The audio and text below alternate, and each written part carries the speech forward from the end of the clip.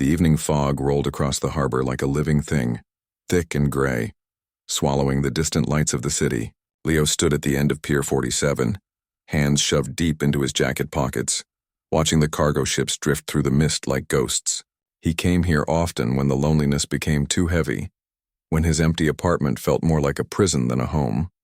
He was about to turn back when he saw her. She sat on a wooden crate near the water's edge, hunched over, her body trembling. Even from a distance, Leo could see she wasn't human. Her skin shimmered with an iridescent quality, shifting between pale blue and silver under the dock lights. She wore what looked like ceremonial robes, beautiful ones but now torn and stained. Strange markings covered her exposed arms, glowing faintly in the darkness. Leo's heart hammered as he approached. "Hey, are you okay?"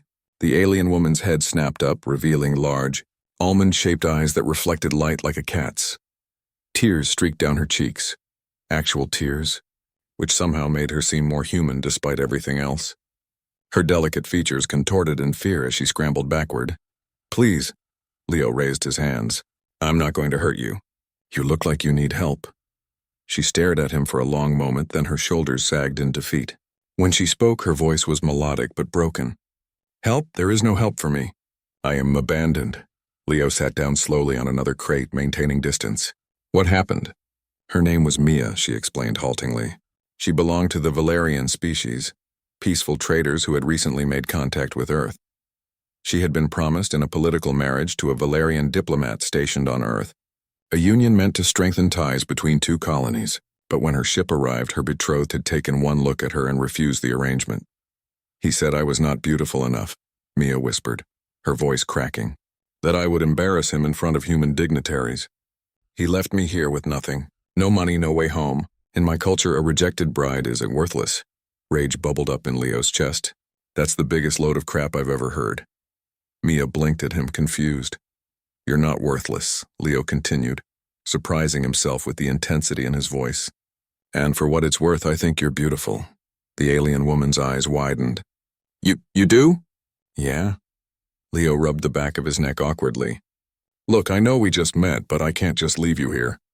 Do you have anywhere to go?" Mia shook her head, fresh tears spilling down her cheeks. "The Valerian embassy will not take me. I bring shame. I will die here alone." Something shifted in Leo's chest. A reckless, desperate idea that made absolutely no sense and yet felt more right than anything he'd done in years. He'd been alone for so long. 3 failed relationships, a job that barely paid the bills, friends who'd all moved on to marriages and families. He'd resigned himself to a life of solitude, but here was someone who needed him, someone who understood what it meant to be cast aside. "Marry me," Leo blurted out. Mia stared at him as if he'd sprouted a second head. "What?" "I'm serious." Leo stood up, his heart racing. "You need a way to stay on Earth legally, right? Marriage would do that. And he laughed bitterly. "I'm so damn lonely, Mia. I go to work, come home to an empty apartment, and wonder what the point of any of it is. Maybe we're both broken, but maybe broken things can help each other."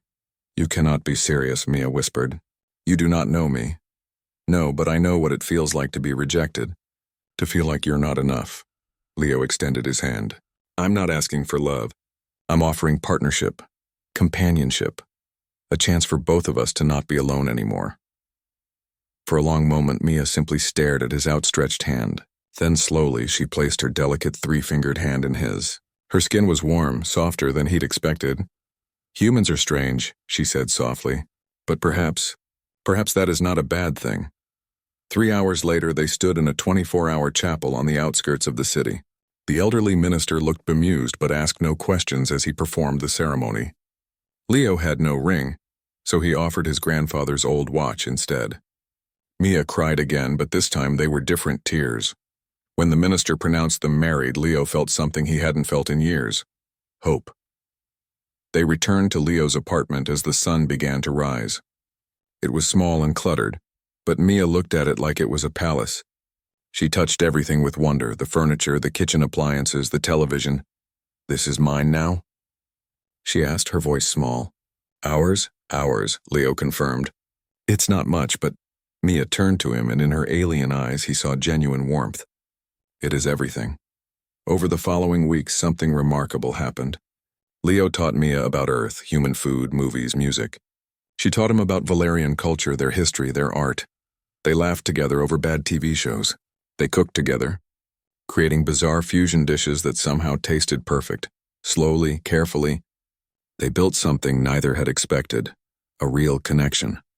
One evening, Mia received a message from the Valerian embassy. Her former betrothed had heard about the marriage and was outraged, demanding she return. The embassy wanted to discuss the situation. Leo found Mia trembling in their bedroom. "What if they make me leave?" He pulled her close, this strange, beautiful being who had become the center of his world. "Let them try. You're my wife. We're a team now, and I'll fight for you." Mia looked up at him, her luminescent eyes shimmering. "Why? Why would you do this for me?" "Because you're not alone anymore," Leo said simply. "And neither am I." She kissed him then, her first kiss given freely, not out of obligation, but genuine affection. It tasted like stardust and hope and new beginnings.